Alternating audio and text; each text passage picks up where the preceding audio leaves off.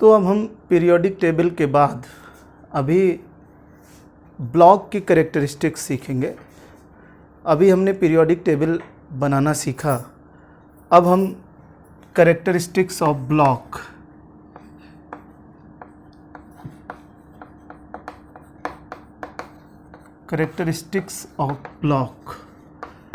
जो आपके 4 ब्लॉक हैं उनके कैरेक्टरिस्टिक्स अगर हम देखें तो S block,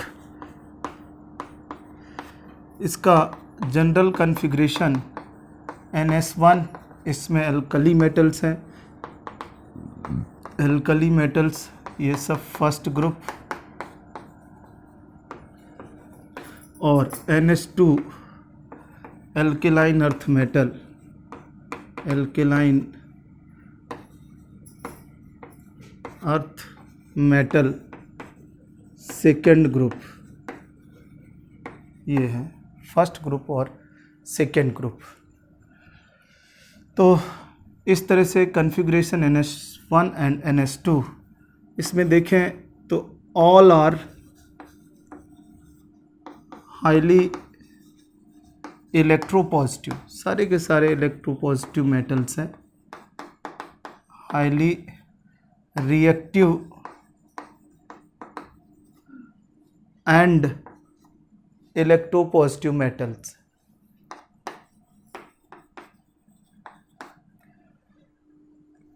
form ionic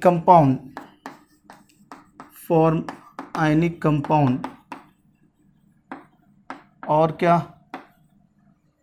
oxide and hydroxide basic reducing agent की तरह काम करते हैं। रिड्यूसिंग एजेंट, और कैसे हैं, स्ट्रॉन्ग रिड्यूसिंग एजेंट हैं। ऑक्साइड एंड हाइड्रोक्साइड बेसिक हैं, oxide and hydroxide basic.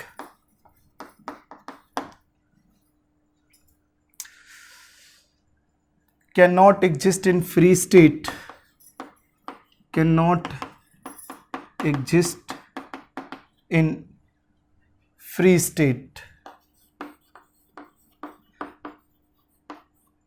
always in combined state,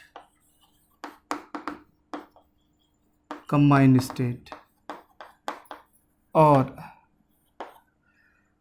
show flame color except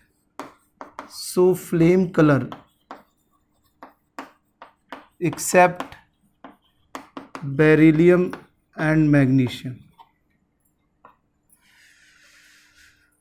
beryllium और मैग्नीशियम फ्लेम कलर नहीं देते क्योंकि उनकी एक्साइटेशन एनर्जी बहुत ज़्यादा होती है, या हम बोलें आयनाइजेशन एनर्जी बहुत ज़्यादा होती है।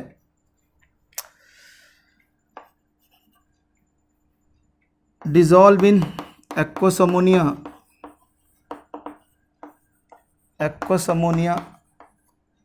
Solution, blue in colour,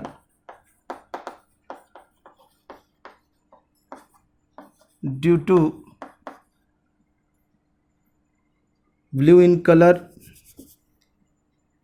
to solvated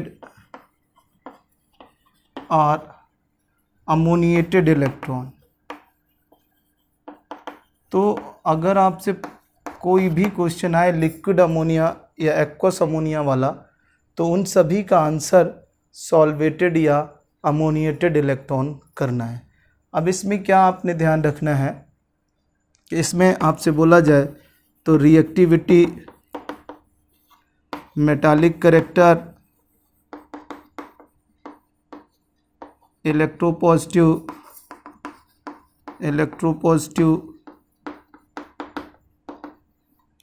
nature,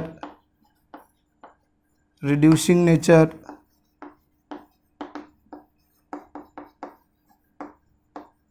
ionic nature of compound,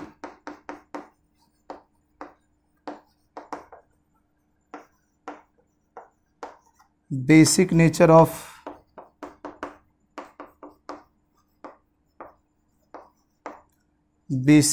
of oxide and hydroxide,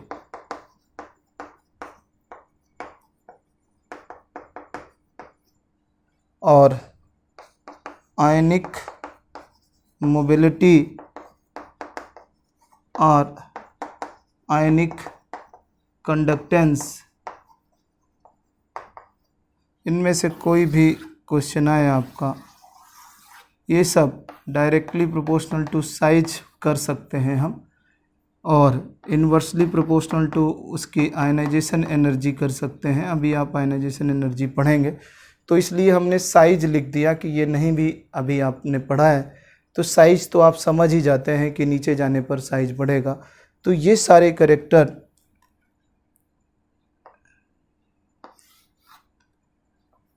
all character increases down the group, इस तरह से ये एस ब्लॉक के बारे में हो गया आपके पास कि ये सारे character down the group increase करेंगे। जिसकी भी बात करेंगे ये सारे जो आपने लिख दिए हैं, reactivity, metallic character, electropositive nature, reducing nature, बस ये ध्यान रखना। But reducing nature increases down the group, but reducing nature increases down the group, but the lithium is strongest reducing agent, but lithium is strongest reducing agent due to high hydration energy। ये बात आप ध्यान रखना, बाकी सब ठीक है। Down the group increase करना है, सब कुछ ठीक, बस लिथियम के लिए आपने ध्यान रखना है कि वो स्ट्रॉन्गेस्ट रिड्यूसिंग एजेंट होता है एक्वस सॉल्यूशन में, इसलिए ये बोला गया है कि in aqueous solution lithium is the strongest reducing agent due to high hydration energy. तो नॉर्मल कंडीशन पर वो एक्वस सॉल्यूशन ही रहता है, इस वजह से वहाँ पर एक्वस सॉल्यूशन ना भी लगा हो तब भी लिथियम स्ट्रॉन्गेस्ट रिड्यूसिंग एजेंट। लेकिन अगर गैसियस स्टेट दिया हुआ है तब हमेशा सीजियम ही करना है, क्योंकि ये सीजियम गैसियस स्टेट में सबसे ज़्यादा होता है। इस तरह से ये कैरेक्टरिस्टिक्स ऑफ एस ब्लॉक। अब हम पी ब्लॉक के कैरेक्टर्स की बात करेंगे। तो पी ब्लॉक का जो जनरल कॉन्फ़िगरेशन होता है वो NH2NP1 से लेकर NH2NP6 तक होता है। तो अगर हम यहाँ पर देखें तो हमारे पास अगर NH2NP1 है तो ये बोरॉन फैमिली 13 ग्रुप है, 13 ग्रुप। अगर हम NH2NP2 बोलें, कार्बन फैमिली 14 ग्रुप, इस तरह से।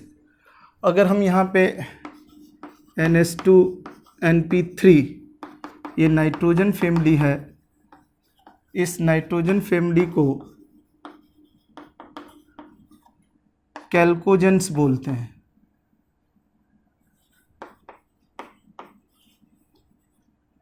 कैल्कोजेंस सफोकेटिंग इन नेचर, इसीलिए इनको कैल्कोजन बोला जाता है। अगर हम निकोजेंस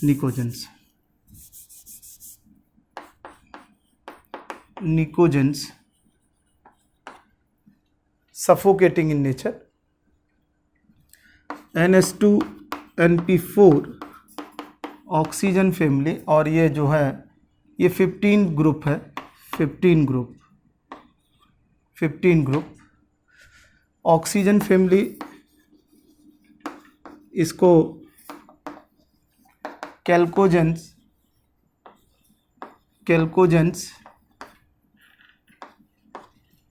ये और फॉर्मिंग कैपेसिटी की वजह से कैल्कोजेन बोला जाता है। 16 ग्रुप ये। और अगर हम बात करें NH2NP5, ये हैलोजेंस सी साल्ट बनाते हैं। इसमें जो एस्टाटीन है वो रेयरेस्ट एलिमेंट है, वो बहुत ही कम मिलता है, इसलिए उसको ध्यान रखना है। और ये 17th ग्रुप है हैलोजन। और सबसे लास्ट NH2NP6, ये 0 ग्रुप बोल सकते हैं। इनर्ट गैस बोल सकते हैं, नोबल गैस बोल सकते हैं। क्यों?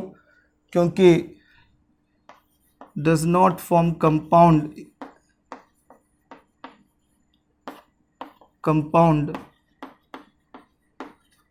और do not show reactions except xenon. तो ऐसे समझ लीजिए कि कंपाउंड नहीं बनाते, अनरिएक्टिव होते हैं। अनरिएक्टिव कंप्लीट ऑक्टेट होता है, इसलिए ये नोबल मेटल की तरह अनरिएक्टिव होते हैं। जैसे प्लेटिनम, Ag, Au, ये मेटल अनरिएक्टिव होते हैं। तो ये अनरिएक्टिव हैं उस नोबल मेटल की तरह, इसलिए इनको बोला जाता है नोबल गैस। तो इनका इनर्ट गैस, नोबल गैस और 0 ग्रुप, ये हैं इनके नाम। चलिए, तो इसमें क्या क्या हो सकता है? इसमें नॉन मेटल हो सकता है, मेटल हो सकता है और मेटलाइड हो सकता है। तो मेटलाइड कौन कौन से हैं आप ध्यान रखिए कि इसके अंदर मेटलाइड कौन कौन से हैं। तो मेटलाइड की बात करें तो boron, silicon, arsenic, antimony, GeT। तो बेसिकली अगर इसको याद रखना है तो जीते आज सब, ये जरूर खास याद रखें। 4 जीते आज सब। बोरॉन और सिलिकॉन जो होते हैं वो more closer to non metal होते हैं, पर हैं ये भी मेटलाइट। इस तरह से मेन हमने ये लिख दिया। इसमें पोलोनियम भी आपका मेटलाइट होता है। चलिए आगे बढ़ें। तो यहाँ पर आपके पास ऑक्साइड जो इनके होते हैं वो एसिडिक हो सकते हैं, बेसिक हो सकते हैं, एम्फोटेरिक हो सकते हैं और न्यूट्रल हो सकते हैं। किसी भी तरह के ऑक्साइड। तो इनमें अगर हम देखा जाए एम्फोटेरिक ऑक्साइड पूरी उसमें, तो एम्फोटेरिक ऑक्साइड P ब्लॉक में तो बहुत ही कम है। और वैसे अगर हम देखें तो मेटल के जो ऑक्साइड हैं वो बेसिक होते हैं। मेटल के जो ऑक्साइड हैं जनरली बेसिक, और नॉन मेटल के जो ऑक्साइड हैं जनरली एसिडिक होते हैं। तो एम्फोटेरिक ऑक्साइड कौन कौन से हैं? तो इसमें ये सब BeO हैं, Al2O3, ZnO। तो इस P ब्लॉक का केवल Al2O3 है अभी, ये समझ लीजिए। मैं P ब्लॉक वालों में, लेकिन मैं ये पूरी पीरियोडिक टेबल के ऑक्साइड लिख रहा हूँ जो एम्फोटेरिक हैं। तो एम्फोटेरिक ऑक्साइड वो होते हैं जिनमें एसिडिक और बेसिक दोनों कैरेक्टर होते हैं, उनका नाम है एम्फोटेरिक ऑक्साइड। तो BeO, Al2O3, ZnO, Cr2O3, इस तरह से MnO2, ये PbO, PbO2, SnO, SnO2, इस तरह से और भी बहुत सारे हैं। लेकिन P ब्लॉक में आपके ये 4 और ये Al2O3 खास। अब पूरी केमिस्ट्री में न्यूट्रल ऑक्साइड, क्योंकि वो P ब्लॉक में ही आते हैं, तो न्यूट्रल ऑक्साइड कौन से हैं? तो आप ध्यान रखना, न्यूट्रल ऑक्साइड होता है CO, NO, N2O और H2O। ये 4 हैं न्यूट्रल ऑक्साइड, और ये चारों के चारों P ब्लॉक में है। इसलिए आपने लिखा है कि इनके ऑक्साइड एसिडिक हो सकते हैं, बेसिक हो सकते हैं, न्यूट्रल। और इस P ब्लॉक में जो आप कंपाउंड बनाते हैं, तो कंपाउंड तीनों तरह का, खासकर आयनिक एंड कोवलेंट, दोनों तरह के कंपाउंड हो सकते हैं, आयनिक और कोवलेंट। और इसमें बोरॉन फैमिली और सी फैमिली, तो बोरॉन फैमिली में ऑक्सीडेशन नंबर +1 और +3, सी फैमिली में +2 एंड +4 और एन फैमिली में +3 एंड +5, दो तरह का। तो lower oxidation number, stability of lower oxidation number increases down the group। Stability of lower oxidation number मतलब यहाँ +1 बोरॉन फैमिली में, कार्बन फैमिली में +2 और नाइट्रोजन फैमिली में +3। Stability of lower oxidation number ये मतलब है increases down the group due to inert pair effect. तो यहाँ पर इनर्ट पेयर इफेक्ट काम करता है। तो इस तरह से ये बात ध्यान रखना है कि बोरॉन फैमिली, कार्बन फैमिली और नाइट्रोजन फैमिली में स्टेबिलिटी ऑफ ये जो लोअर, वैसे तो सभी फैमिली में लोअर ऑक्सीडेशन स्टेट स्टेबल होगी, लेकिन जो इनर पेयर इफेक्ट होता है वो इन फैमिली में ज़्यादा होता है और उसकी वजह से वो स्टेबिलिटी लोअर ऑक्सीडेशन स्टेट की इंक्रीजेस डाउन द ग्रुप। इस तरह से ये पी ब्लॉक के करैक्टर हो गए। तो देखिए हमने एस ब्लॉक और पी ब्लॉक के करैक्टर डिस्कस किए थे। अब हम बात करें डी एंड एफ ब्लॉक के करैक्टर्स की।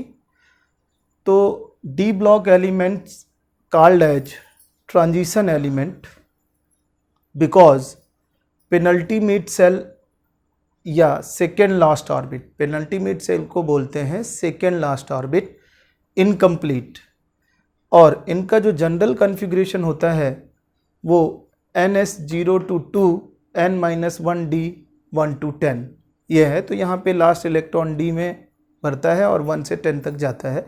ये इसका जनरल कॉन्फ़िगरेशन है डी ब्लॉक का।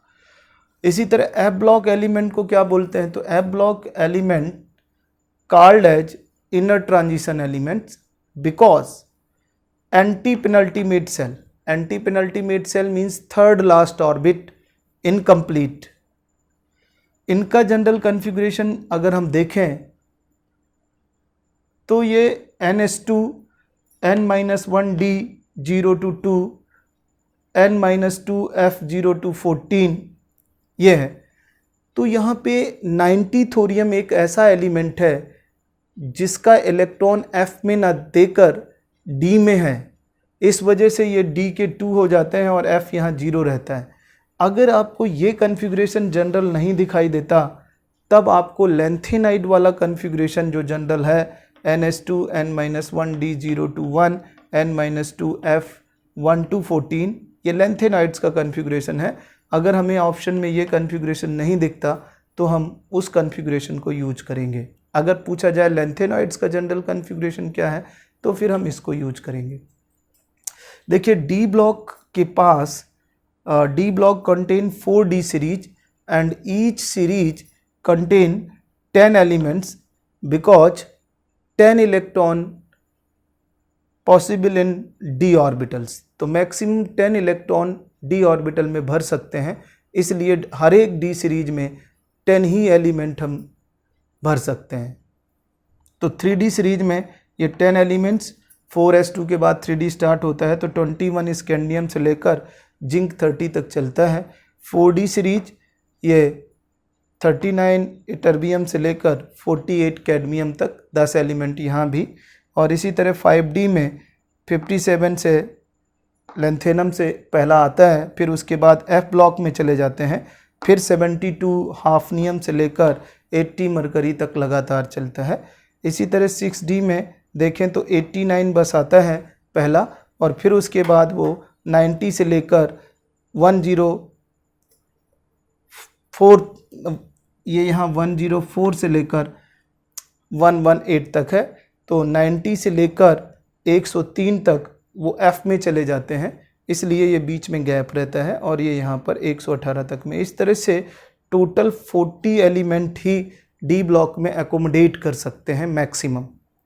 अब हम बात करें कि डी ब्लॉक के कैरेक्टर्स क्या होते हैं, तो D block paramagnetic character show कर सकते हैं, यानी और ये सारी मेटल्स होते हैं और ये सब सॉलिड स्टेट में एग्जिस्ट करते हैं, और केवल मरकरी ऐसा है जो आपका लिक्विड स्टेट में रहता है।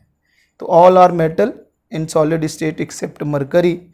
और फॉर्म्स कलर्ड आयन बनाते हैं ये ड्यू टू अनपेयर्ड इलेक्ट्रॉन की वजह से, paramagnetic due to unpaired electron की वजह से, और फॉर्म कम्प्लेक्स कंपाउंड, ये कम्प्लेक्स कंपाउंड बनाते हैं और ये मोस्टली यूज्ड एज कैटलिस्ट की तरह यूज किया जा सकता है इनको। और ये एलॉयज बनाते हैं और नॉन स्टोसियोमेट्रिक एंड इंटरस्टिशियल कंपाउंड बनाते हैं। ये डी ब्लॉक के कैरेक्टर हो गए। अब हम बात करें एफ ब्लॉक की, तो एफ ब्लॉक में आपके पास 2 सीरीज होती हैं, 4F series and 5F series. हर एक सीरीज में 14 एलिमेंट्स आते हैं, क्योंकि F में मैक्सिमम 14 इलेक्ट्रॉन पॉसिबल हैं, इसलिए हर एक सीरीज में 14 ही एलिमेंट्स होंगे। 4F को लेंथेनॉइड्स बोलते हैं ये, और ये लेंथेनॉइड्स कहाँ से शुरू होते हैं, तो वो 58 सीरियम से लेकर 71 ल्यूटियम तक ये 14 एलिमेंट्स होंगे।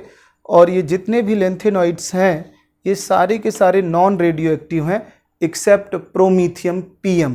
पीएम एक ऐसा है इस लेंथेनॉइड्स में जो रेडियो एक्टिव है। अब हम बात करें 5F सीरीज की, तो 5F सीरीज को एक्टिनॉइड्स बोलते हैं, और ये 5F सीरीज जो एक्टिनॉइड्स हैं वो सारे के सारे रेडियो एक्टिव हैं, और ये कहाँ से चलते हैं, तो 90 थोरियम से लेकर 103 लॉरेंसियम तक चलते हैं, और वो भी 14 एलिमेंट्स होंगे। इन सभी की प्रॉपर्टीज़ ऑलमोस्ट इनके जैसी ही होती है, तो इसलिए लिखा हुआ है properties almost similar to D block element, transition element की तरह ही होती है।